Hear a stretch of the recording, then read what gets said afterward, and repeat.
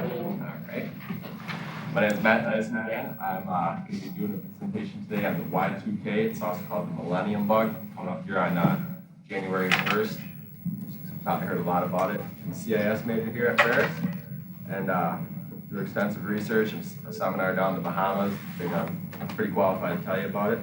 And I'll take the questions at the end. Just hold them off, please. The Y2K and what it is. It's the year 2000 bug. It's also called the digital time bomb, which is just an expression for it because it's just counting down up until the January 1st at midnight. And the reason why this is a problem is because the programmers thought that by this time, back in like the 70s when they were writing their programs, they figured by this time that all their data would be obsolete because time is going so fast with computers and technology.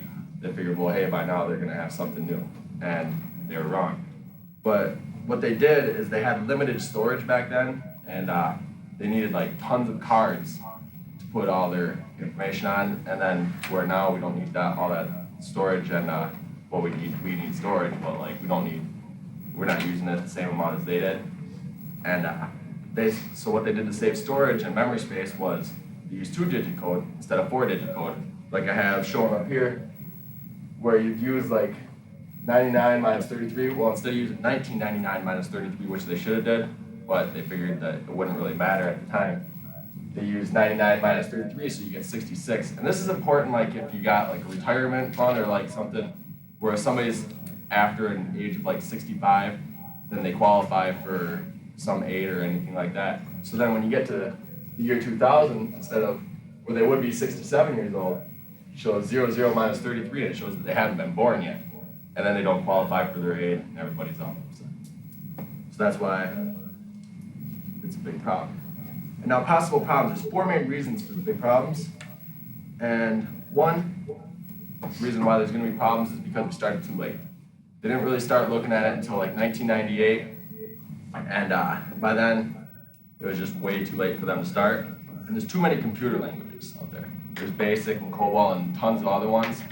And because of that, there's too few programmers for each of the languages and for all of the world and everything. And it was said that once it was quoted in the book, and actually this book right here, Y2K Survival Guide, Personal Survival Guide, and it was quoted as, it'd be like changing every nut and bolt on every bridge in the world in the time it is from now to the new millennium to get this all fixed. So that's just like a comparison there. And the computer source codes, there's a bunch of them that are missing, which would be like, when you go into a computer code, it's got all the programming language, then the original programming language is, some of it, the records are not kept up, and some of them were discarded, and they didn't just keep them. For some reason, they lost them.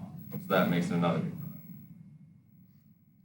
Now there's gonna be, at the stroke of midnight, I guess you would say, on, like I said, January 1st, ATMs, they won't be distributing cash maybe. These are just possible problems.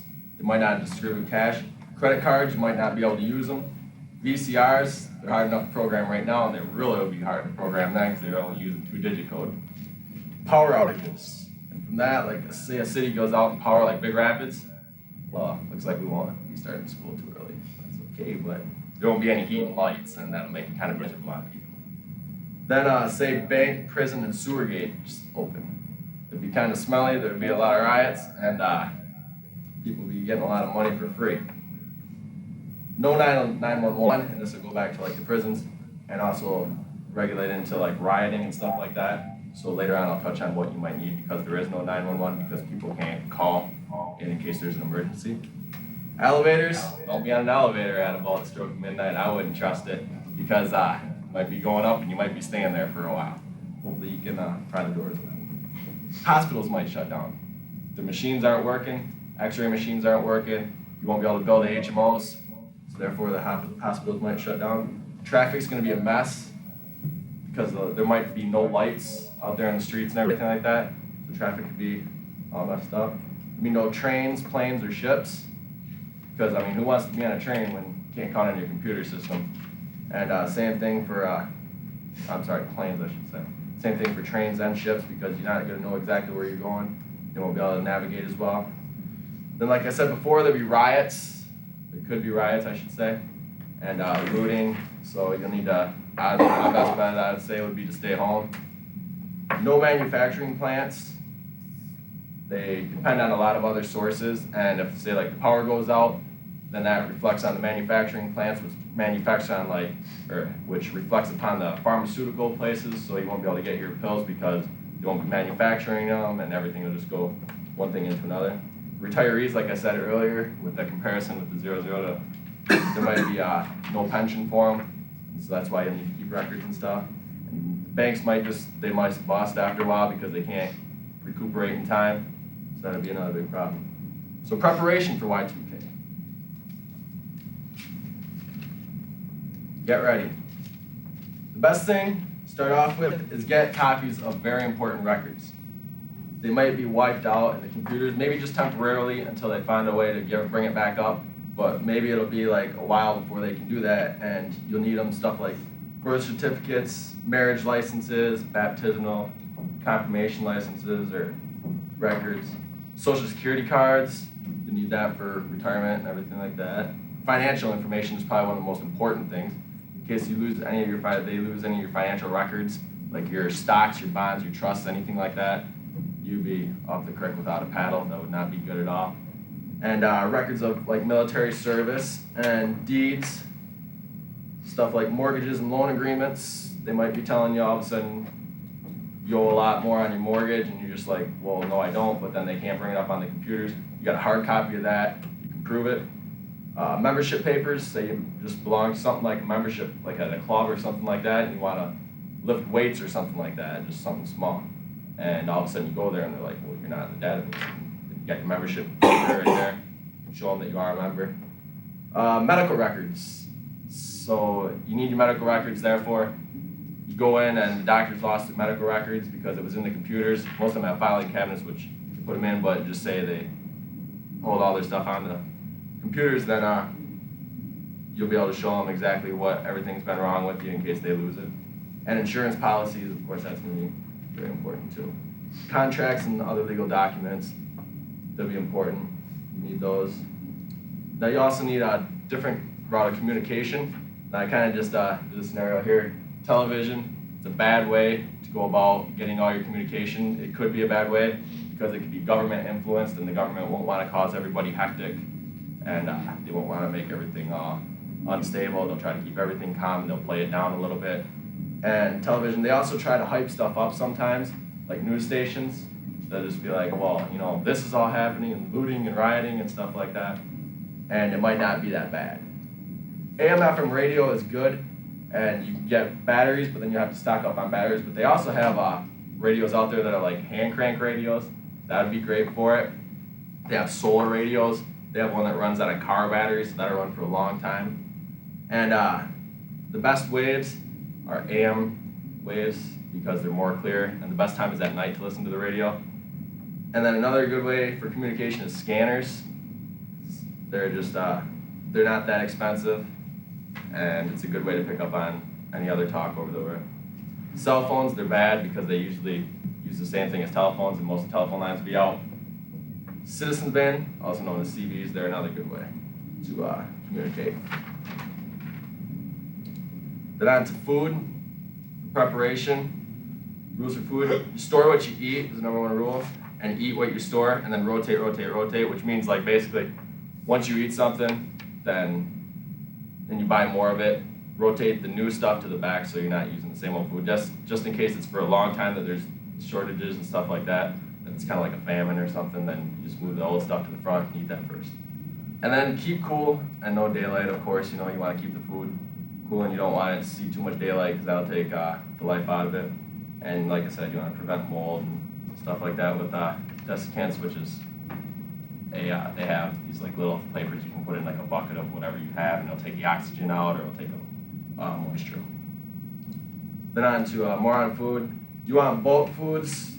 They're the most, they're the cheapest, I guess you would say, and you get the most for your money. Dehydrated foods are a little bit more expensive, but they'll also last longest. Canned and packaged foods, they're great, but they're a little bit more expensive, and this kind of goes right up the chart of what's more expensive. Freeze-dried foods, you got the money, that's the great way to go. I mean, if you want to eat in style, I guess you'd say with steaks or whatever. Then MREs, they're meals ready to eat. That's what the Army uses. Of course, those have the longest shelf life out of anything. And they might not taste the best, but that's what's the best out there for you. Now, kitchen alternatives. I'm going to cook this stuff. For a microwave, I just made a little comparison here. You can use a camp cast iron or Dutch oven. Refrigerator, don't use refrigerated food. That's about the only way you can do that. Electric mixer, just a hand mixer. Toaster, cast iron skillet you could use. Electric gas stove, you could use a wood stove. Coffee maker, use the stovetop coffee makers. And dishwasher, just use dishwasher, dish soap and towel. And then water, it's amazing, but the average person in a day uses 54 gallons of water because you use about 25 shower in, and then figure like 4 to brush your teeth and another 4 to wash your hands, and then the bathroom, toilet flushes and stuff like that. So you're gonna need water. And the best place to store it in is food grade drums and cisterns, and store it in like 2-liter bottles. They say to stock up on 2 liters of bottles, and put water in it. And then you need to purify it. And the best way to do that is boil the water on your fire or whatever. Use chlorine or iodine. And then it's amazing, but they said some interesting things like store water in places like your pool. So like you got a pool, kind of set. You got a water bed. I never really thought about that, but if you have a water bed, that's a great place to, it's a cistern considered. It's a great place to store some water too. Now, some more tips. Evaluate where you live. People in the city are going to have a harder time because they depend more on like electronics and stuff like that, and they don't have the necessities like the wood for campfires because there's not a lot of trees in the city. And if you're in like a suburb, then you're halfway okay, but not quite there. But people that are in the rural areas, like around here in Big Rapids, or actually outside of Big Rapids, kind of consider yourself a little bit lucky because kind of out in the hills a little bit, you have everything that you kind of need. Get backup money. A lot of people are going to be taking out of their money out of the stock markets and stuff like that. And the best thing is gold and silver, because that's most likely, that's been what they've been using for the last 45, I believe it's like centuries. It is gold and silver for trade. And then also get barter items, and barter items are things that you can trade, which would be like salt and just anything that you can think of that would be of need to somebody else. But don't stock up on just one item because you never know what can happen. It might need somebody else. And then defense.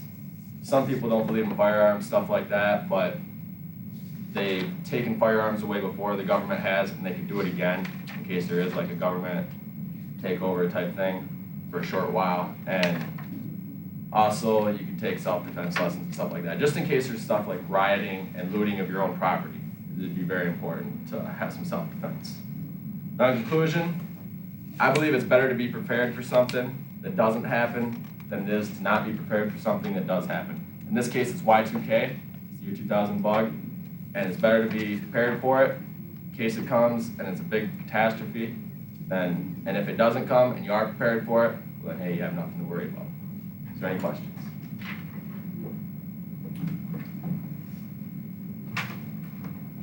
Thank you. Okay, yeah. Wait. Sorry. I was trying to figure it out. Okay. Go ahead. I went to, when you were talking about the money market accounts and things like that, Mm-hmm. make sure you have records of that.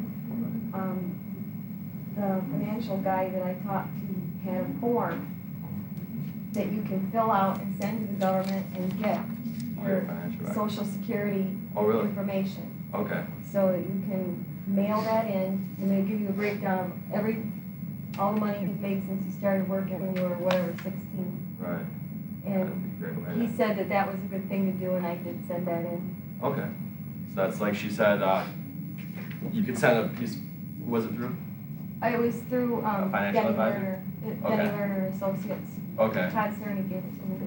You can go through and you can get all your records of everything that you've made and your Social Security number and everything like that since you were younger. So that's probably one great way of getting prepared for it. Y2K.